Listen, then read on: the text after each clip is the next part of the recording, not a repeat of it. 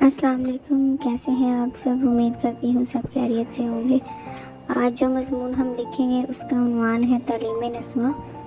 जैसा कि आप जानते हैं कि तालीम नस्वा से मुराद ख़वातीन की तालीम है। हमारे माशरे में मर्दों के साथ साथ ख़वातीन का तालीम याफ्ता होना भी बहुत ही ज़रूरी है। तो इसी हवाले से आज हम अपना मज़मून तहरीर करेंगे। तो स्टार्ट करते हैं हम अपनी वीडियो को। इल्म हासिल करना हर मुसलमान मर्द और औरत पर फ़र्ज़ है। इससे ज़ाहिर होता है कि तालीम औरतों के लिए भी इतनी ही ज़रूरी है जितना कि मर्दों के लिए।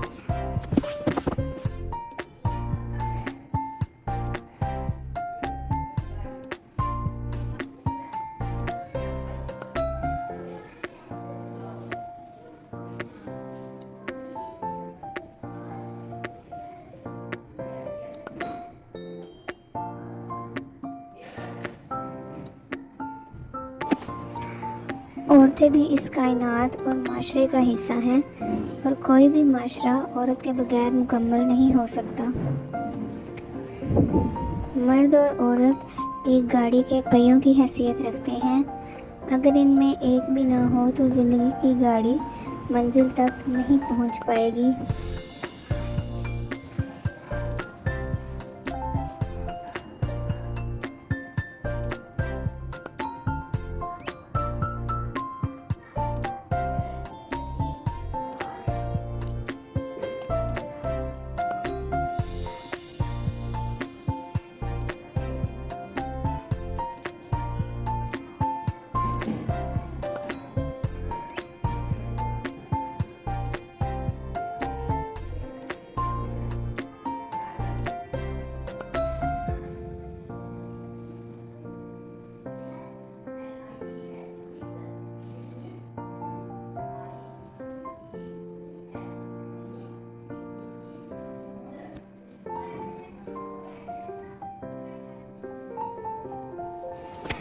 माशरा भी तभी तरक्की करेगा जब मर्द और औरत दोनों तालीम याफ्ता होंगे।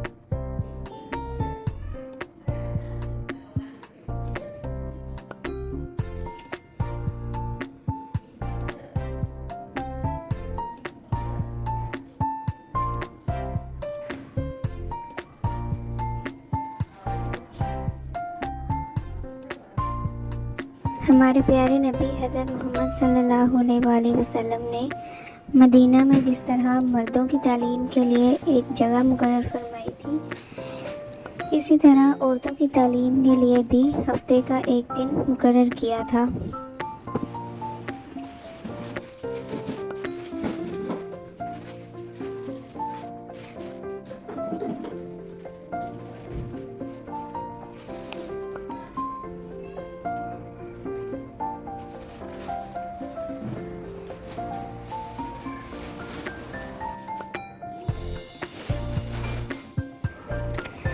हुज़ूर सल्लल्लाहु अलैहि वसल्लम से आप सल्लल्लाहु अलैहि वसल्लम की अज़वाजे मुतहरात तालीम हासिल करती और फिर दूसरी औरतों को तालीम देती थी।